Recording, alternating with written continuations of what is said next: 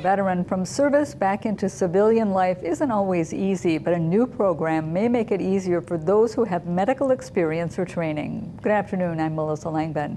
News 9's Jimmy Sadowski is joining us to tell us what it is and how it works. Jimmy? When veterans who worked as medics return home, their experience doesn't translate to an easy job most of the time, usually requiring they start back at square one. But now Wisconsin law is changing, and it could open a lot of doors.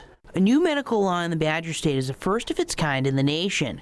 Called the Wisconsin Military Medics and Corpsmen Program, or WISMAC for short, it gets rid of some of the red tape for credential and license requirements and gets former military medical workers quick access to med schools and hospitals back here in the States. For them to be able to come home and continue to do that and feel valued in the community for what they did when they were in the military by getting that job right away, and then showing that we care enough about them to help them continue that education.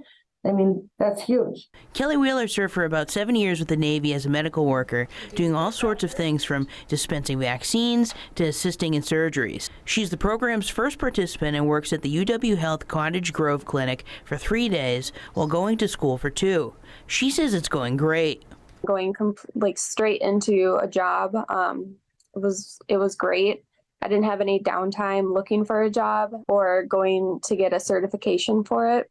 So it's been so helpful. Her ultimate goal is to become a labor and delivery nurse, and in her job with UW Health, that's given her her first opportunity to work with children. And while the schooling and practice has to be done in Wisconsin like Kelly's doing, once you have your credentials, that opens up more options.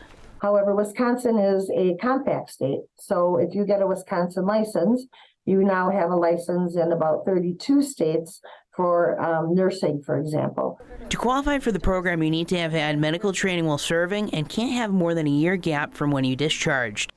Time when there's a national healthcare shortage, the WISMAC program is looking to tap into a major resource of veterans with medical experience. That way, there's more staffing in healthcare and veterans can pursue what they practice while serving.